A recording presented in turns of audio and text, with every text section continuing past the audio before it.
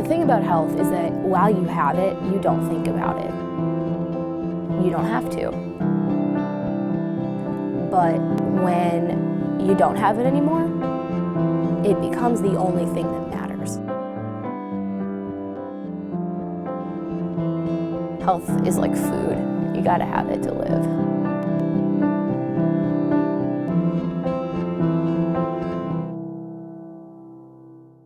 My name is Emily Schlichting. I am 21 years old and I am from Omaha, Nebraska. I'm a senior at the University of Nebraska-Lincoln.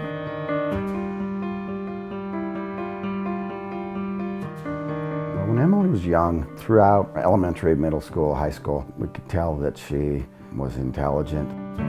We felt that there was a good chance that she could go on and do some significant things, and we just tried to help let her choose her own road and tried to be there to help her when we could. I am just somebody who has like a very set schedule, and I'm like always want to have a say in things and control them and plan them, and everything needs to go how I picture it. And I have learned that that is not the way that life works.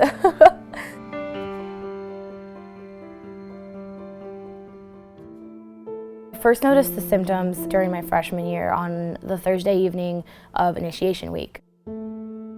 I had a fever of like 105, 106 for about 6 days straight before it finally broke. We were really at a loss. We didn't know what it was, and we didn't know what to do about it.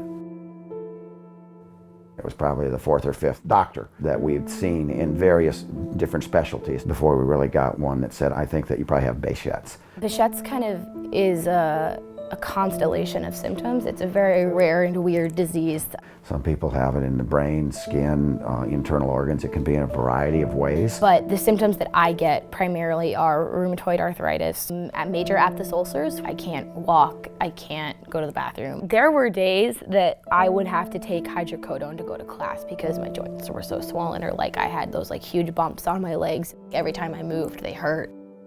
My rheumatologist put me on a steroid called prednisone, but it has some pretty nasty side effects. The next one that I took made like 2/3 of my hair fall out. It was really scary.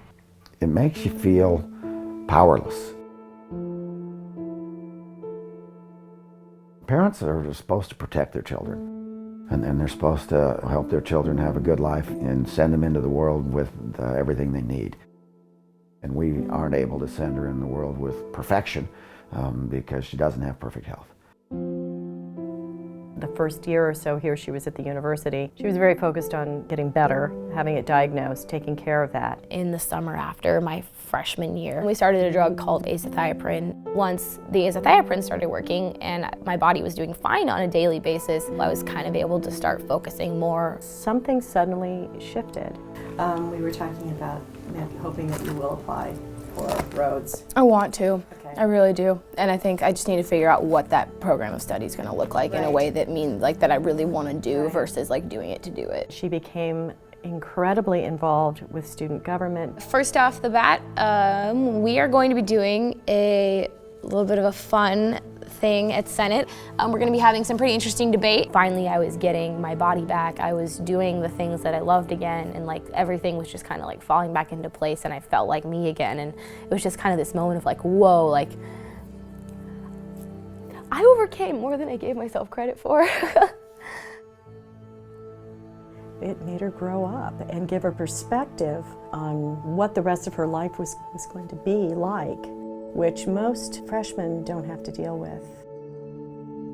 I'm really lucky that when I got sick, I was on my parents' insurance plan because I was so young, and my parents have great insurance. We start thinking ahead a little bit, and we think, you know, she's not always going to be a student, and she's not always going to be able to be a student as a dependent on our health insurance. It wasn't until I started really reading more during the debate about health reform that I started to understand I'm the person they're talking about there. Like, I'm the person with the pre-existing condition, and like I'm the person under 26 that is going to need that insurance in 2.5 years when I graduate.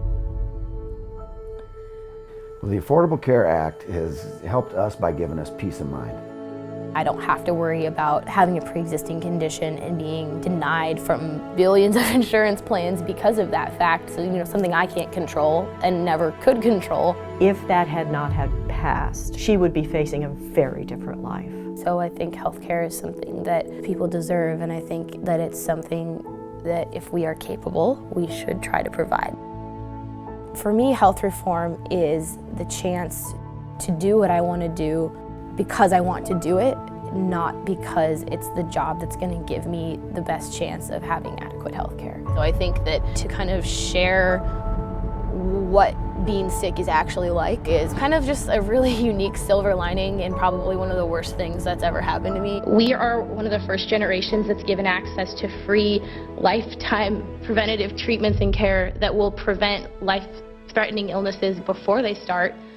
I never thought about health until I got sick, and I never thought about health policy until I got better, and now that's what I want to do. I'm going to go into a career in health policy, fixing inefficiencies so that $1 of insurance goes farther and you can care for more people. What's amazing about Emily is I think she could do anything that she sets her mind to. She sees that America can be better than what it is. Before you make an assumption about who healthcare reform helps or what it does, talk to somebody. Get a face on it before you pass judgment, because health is the foundation for a fulfilling life. It's having that foundation of wellness that allows you to enjoy the rest of your life.